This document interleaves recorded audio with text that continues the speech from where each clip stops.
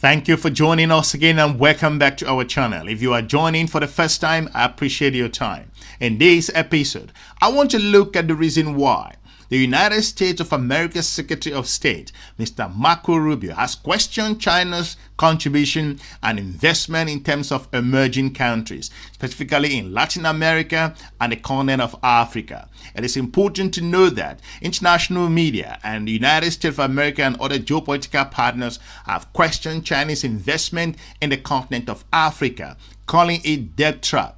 The question here is, what has the other partners proven or shown in the continent of Africa, especially that the continent of African countries are owing a huge amount of their debt regards to other international multilateral institutions like World Bank, International Monetary Fund, and a whole lot of other financial institutions. It's clear, according to media reports, African nations owe more to these organizations than what they owe from China. If you consider Chinese investment and engagement in the continent of Africa, looking at the Standard Gauge Railway, looking at Ethiopia, hundreds of port, investments, stadiums, railways, dams, airports, thousands of other very important infrastructure that the continent of Africa needs. It is important to note that the United States of America's geopolitical foe, China, at the moment, the narrative of debt trap is coming up all over again. Is China perfect? No. Is Chinese investment in Africa 100%? Not at all. But it's important to note that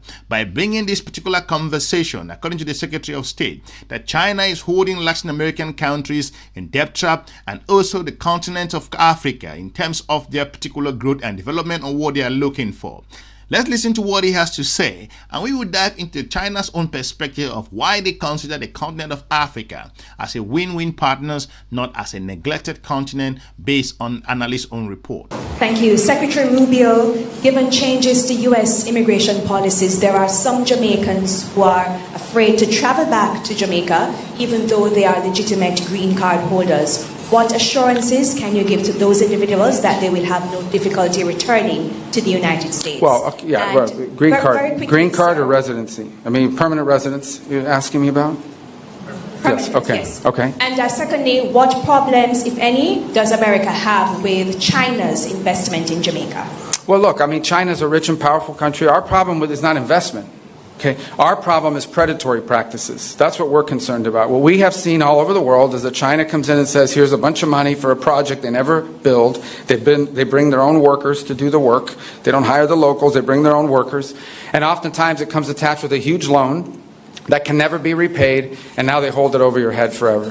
That's our concern. Our concern is unfair practices, too, where they come in, they're government-subsidized companies, underbid everybody, because they're subsidized, but then they come back and charge you whatever they want because now they've got the contract. So these are the things that we remain very concerned about. Again, not specifically about Jamaica, but in general.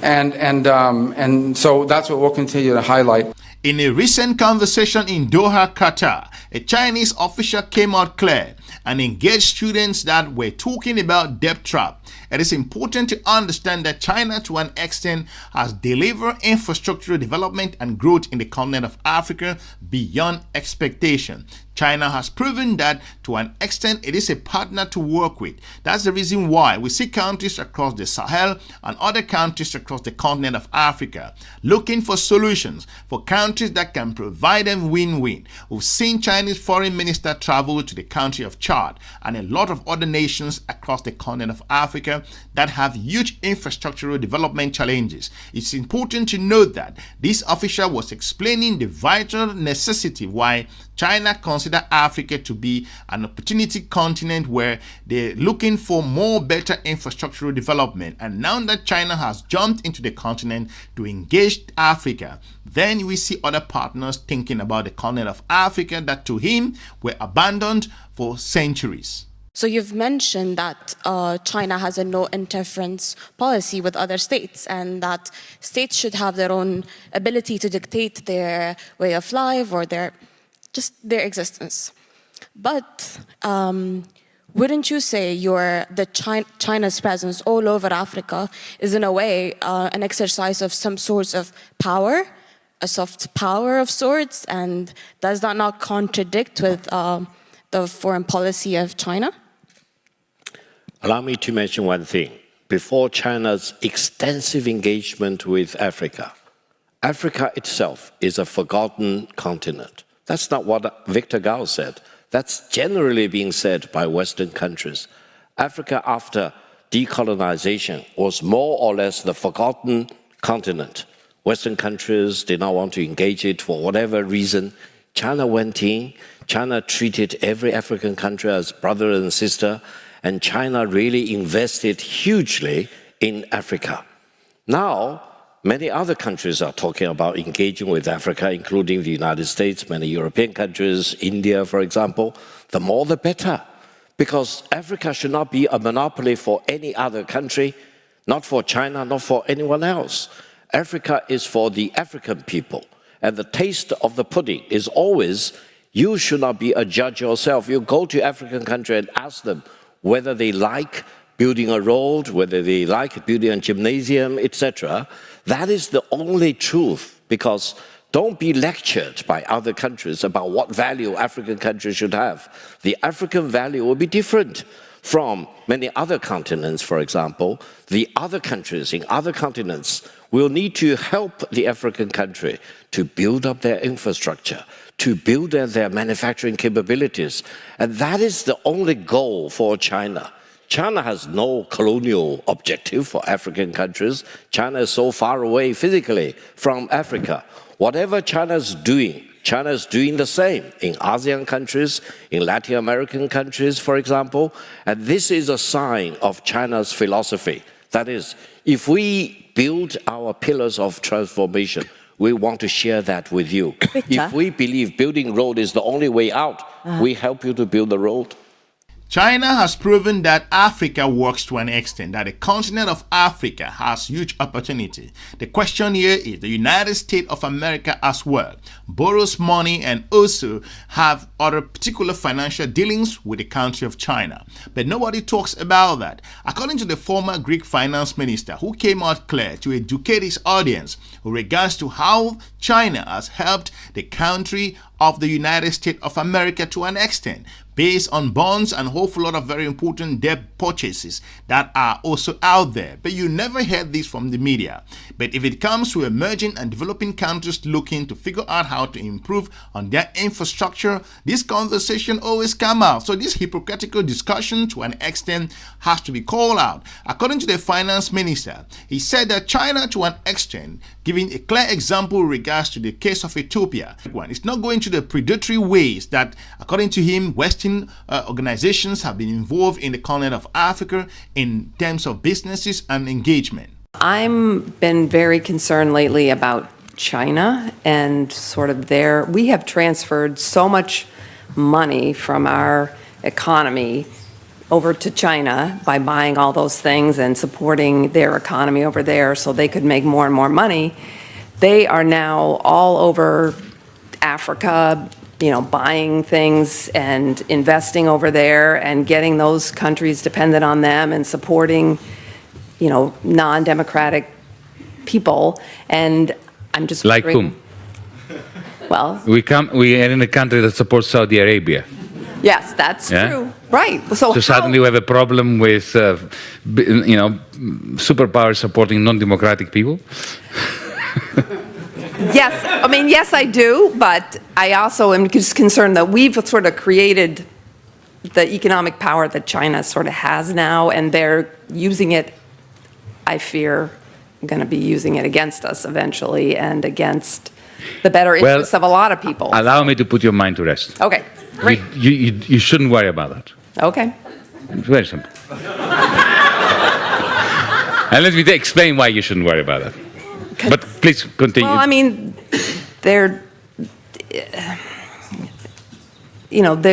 they're in Africa. They're lending money to countries to build ports and different infrastructure. To build what? Port, and harbors. What's wrong with that? And because countries that need ports get ports. But they're making people dependent on. I know it's the same thing that we've done, which is horrible around the world. They are far more humanistic than the United States ever was. Really? Okay. Absolutely. Great. So let me give you an example. Of course, they are peddling for influence. Yeah. Yeah. But they are non-interventionist. absolutely non-interventionist in a way that Europeans, the West, has never managed to fathom.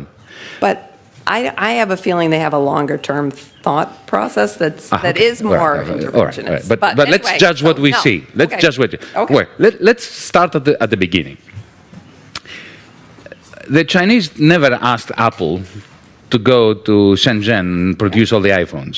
It was Steve Jobs that decided that. Yeah? Mm-hmm. It was not China that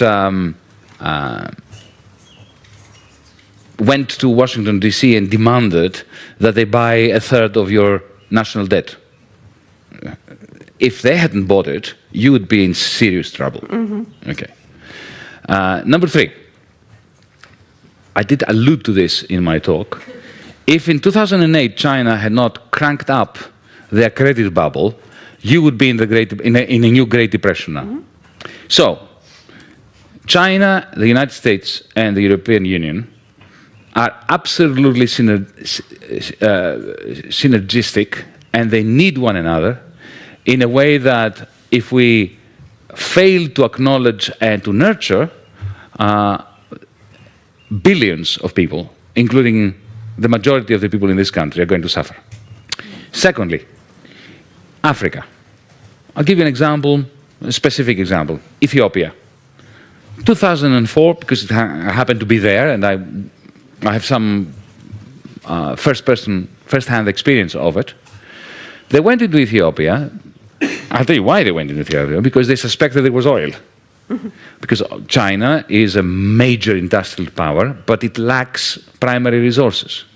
Now, instead of going into Africa with troops, colonially, destroying the country, killing people like the West has done for the last 100 years, what they did was they went to Addis Ababa and they said to the government, we would like, we can see you have problems with your infrastructure, we would like to build some new airports, upgrade your railway system, create a telephone system, and rebuild your roads. And we'll do this all for free. No strings attached. We don't want anything from you. And they did. Why did they do it? Because this is soft power. Because because they knew that if oil is discovered, and it was discovered later, then, of course, the Ethiopian government will be much more open to Chinese oil companies coming there. They have never combined their investment with imperialistic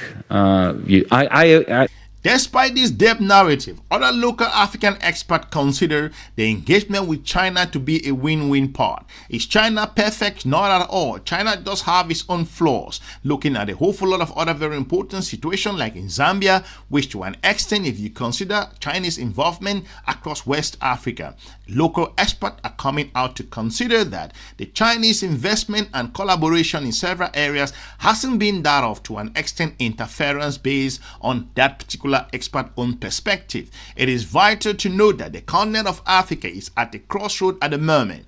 There are hundreds and thousands, if not millions, of students leaving universities every year. And where are these students going to have jobs and infrastructural development to move them from point A to point B? So the continent of Africa, to an extent, looking for partners that can deliver a whole lot of very important infrastructural development that's needed at this point in the continent of African history. If you look at the continent of Africa, considering the former president of the United States of America, who went to the country of Angola, talking about the Lobito corridor here, the continent of Africa is observing this particular infrastructural development. If United States of America can deliver on this or not. Like I said, the Lobito corridor is the place where China will evaluate the United States of America, and the continent of Africa will come to realization if the United States is a true partner infrastructurally in the continent of Africa, or that the United States did the Lobito engagement as a bluff. That particular project is what the continent of Africa will use as a measuring rod with regards to Chinese involvement in Africa, the European Union, and the United States of America. Let's listen to what this expert in the region have to say with regards to how he perceived the Chinese involvement in this particular region. China-Africa Economic and Trade Corporation has achieved fruitful results in recent years. However, in some Western media reports, this win-win cooperation has been portrayed as neocolonialism. Earlier, my colleague Liu Xin talked to Kwesi Pratt, founder of Pan-African Television in Ghana. In his eyes, what is the real neocolonialism? Who perpetrates neocolonialism in Africa? Let's take a look. We actually have been trying to develop the media, as part of our effort to tell the true African story. It's a story of slavery, the transatlantic slave trade. It's a story of classical colonialism, and today it's a story of neocolonial exploitation, disguised colonialism. You talk about neocolonialism. If you read what is being said on some international media, that means China. They say China is trying to colonize Africa under disguise of economic cooperation. So what do you see as real neocolonialism? We have to understand that we are discussing this within the context of an anti-Chinese hysteria. Yes. Which is deliberately fueled by Western government, Western intelligence agencies, and their media.